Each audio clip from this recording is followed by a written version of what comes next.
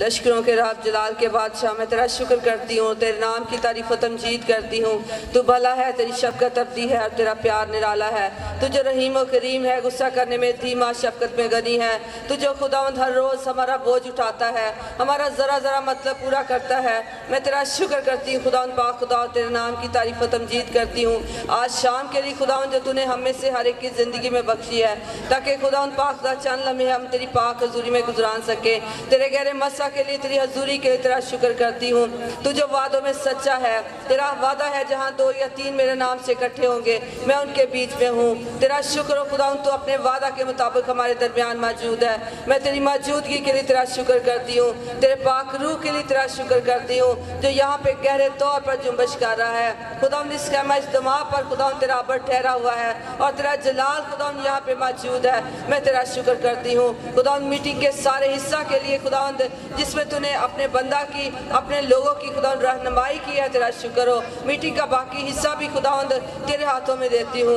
अपने नाम को जलाल दे खुदावंद पाक खुदा, और अपनी गहरी हजूरी खुदावंद कसरत से उंडेर। अपनी प्यारी बहन अनीला को खुदावंद तेरे पाक हाथों में देती हूँ। तेरा गहरा मसा खुदावंद उसके लिए मांगती हूँ। तेरी वर्शिपिंग अनॉइंटिंग खुदावंद तेरी बंदी पर ठहर जाए। सर से लेके पाँव के तले तक खुदावंद तुझे अपने रूल कुदस की लपेट में ले ले। यीशु के नाम में खुदावंद पाक खुदा, और हकीकी तौर पर खुदावंद वर्शिप के वसीला से तेरा तख्त यहाँ पे लग जाए और तेरा गहरा जलाल खुदावंद यहाँ पे देखा जाए। अपने खादम को खुदावंद तू बड़ी खूबसूरती से अपने कलाम की सच्चाइयों को बयान करने के लिए खुदावंद इस्तेमाल कर। और आज की शाम खुदावंद हमें से हर एक की ज़िंदगी में जलाली शाम हो खुदावंद पाक खुदा, फतह की शाम हो खुदावंद पाक खुदा।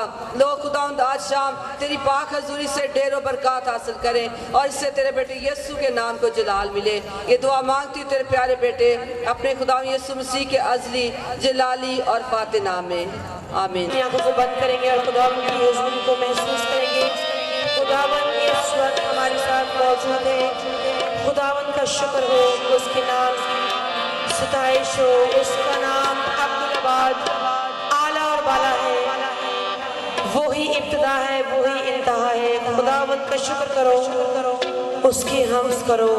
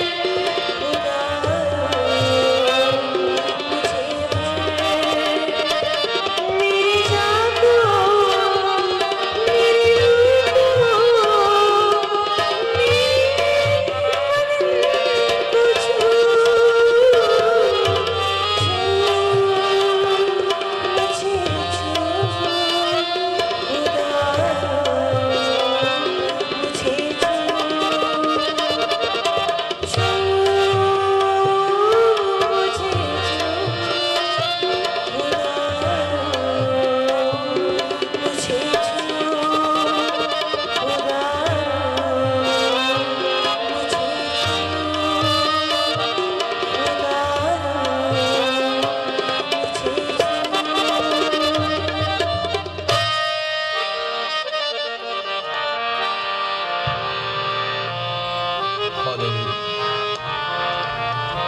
सब अपने अपने लिए खुदा से कलाम मांगना शुरू करें। हालेलुया। अपने होठों को खोले।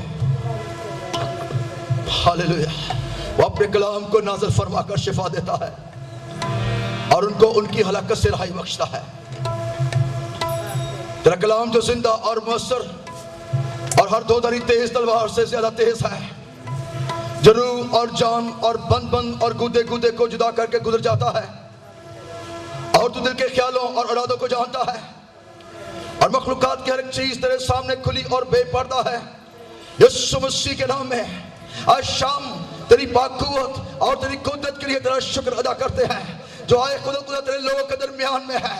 यीशु मसीह के नाम में आए खुदा देखो मक्का का फल शुद्र मसींथीरी रिज़बिना बवाशीली रिदबाह नलबाह नलबाखिया। यीशु के नाम में आप में से कुछ ऐसे लोग मौजूद हैं जिनके बैक प्रॉब्लम है, जिनकी कमर में तकलीफ है। हालेलुया। ओ रबा खासन डोलरी समा कफल कुंथोरी रिबिया शबा खंतलकुरिया। ओ हालेलुया। वो अपने पांव पे खड़े हो जाए जिनके बैक में प्रॉब्लम है। हालेलुया। जिनके बैक में तकलीफ है वो अपने पांव पे खड़े हो जाए। हालेलुया। हालेलुया। सामने आ जाए जल्दी से।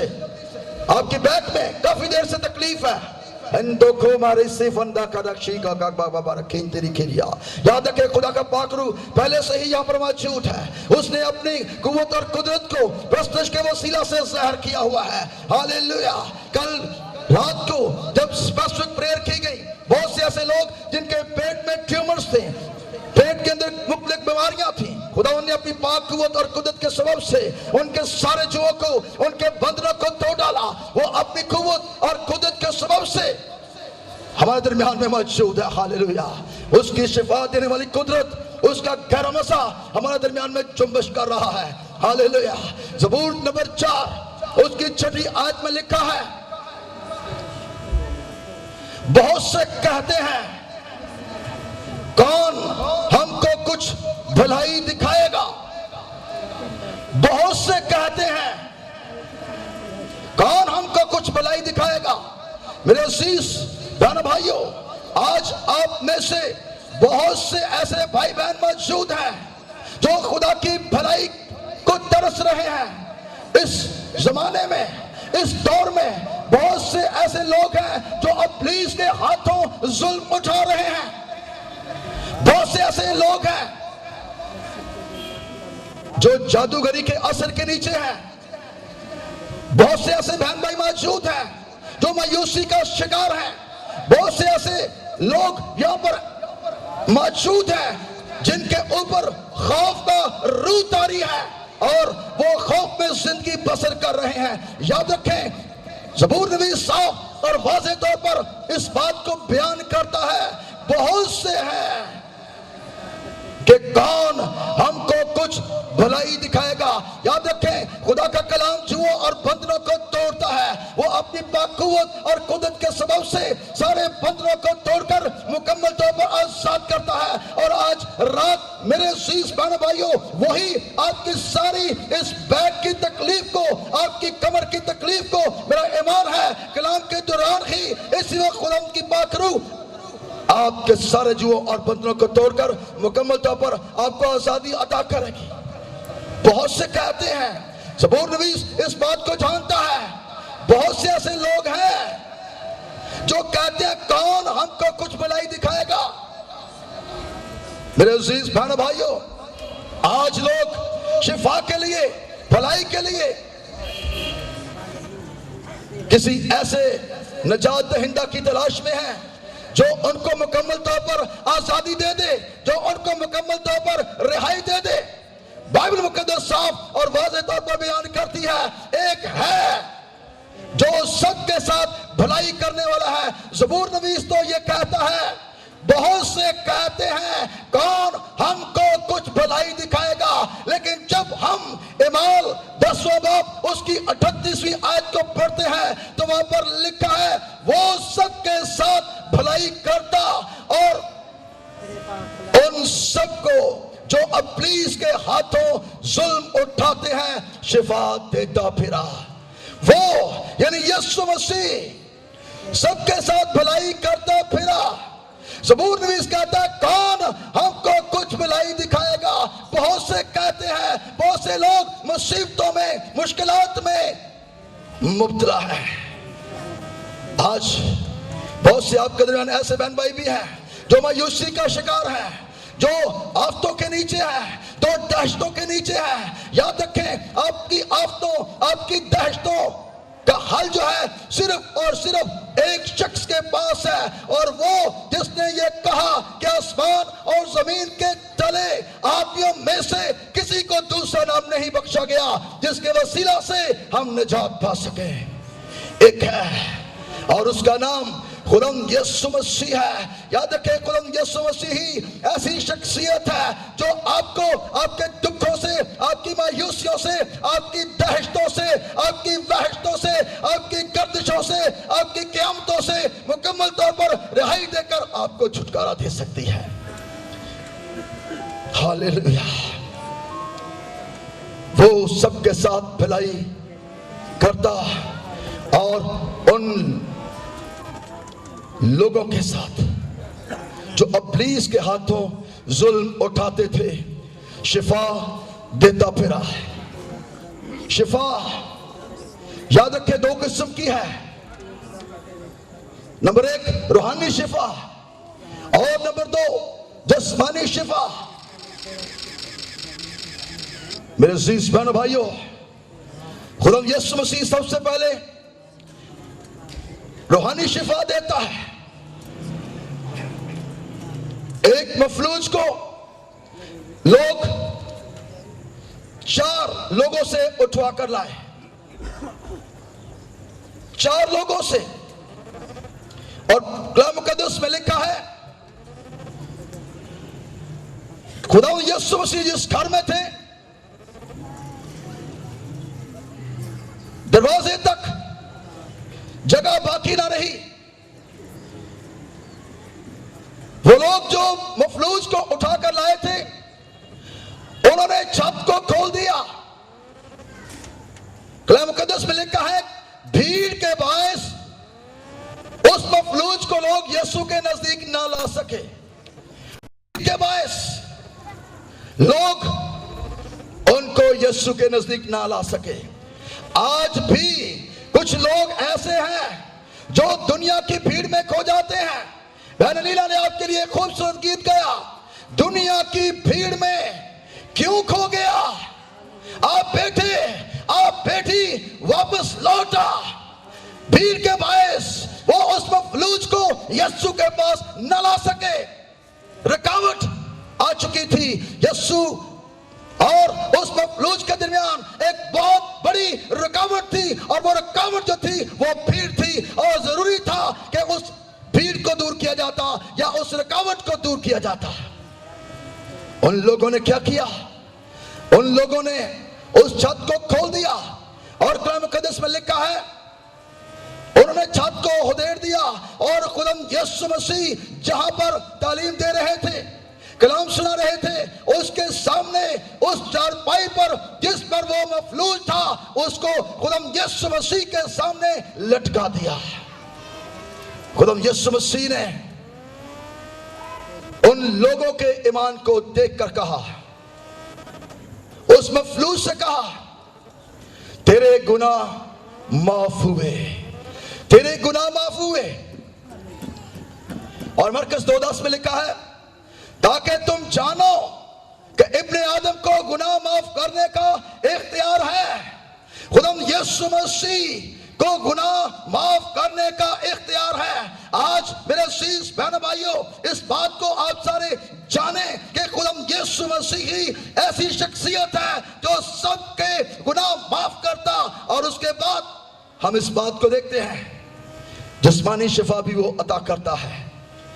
उसने उस मफलूज से कहा अपनी चारपाई उठा और चला जा, और लिखा है उसने फौरन अपनी चारपाई उठाई और वो बाहर चला गया। और लोग जो थे इस बात से हैरान हो गए। खुदा यीशु मसीह रूहानी शिफा देता है, वो आपके गुनाहों को माफ करता है ताकि आप मुकम्मल तौर पर आजादी हासिल कर सकें। हालेलुया। इब्लीस तशद्दुद करता है, इब्लीस जुल्म करता है। मैंने आयत कोट की इमाल 10:38, वहां पर लिखा है, वो सबके साथ भलाई करता फिरा और उन लोगों को जो इब्लीस के हाथों जुल्म उठा रहे थे उनको रिहाई देता फिरा। इब्लीस के हाथों जो जुल्म उठा रहे थे। रासिनियम के इलाके में एक शख्स मौजूद था और वो शख्स इब्लीस के हाथों दुख उठा रहा था।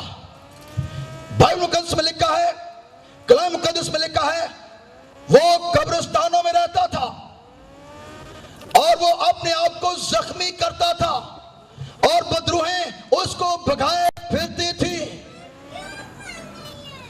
बदरूहें उसको भगाए फिरती। याद रखें, बदरूहें जो हैं वो जख्मी करती हैं, जिंदगियों को जख्म लगाती हैं। आज बहुत से ऐसे लोग हैं जो जादू के असर के नीचे हैं और जिनको हकीकी तौर पर खुदाम यीशु मसीह की कुव्वत और कुदरत की जरूरत है ताकि वो रूह कुद्स की कुदरत के सबब से आजाद हो जाए। खुदाम यीशु मसीह इसलिए आया ताकि वो जिंदगी पाए और कसरत की जिंदगी पाए। खुदाम यीशु मसीह कसरत की जिंदगी देने के लिए आप के लिए आया है।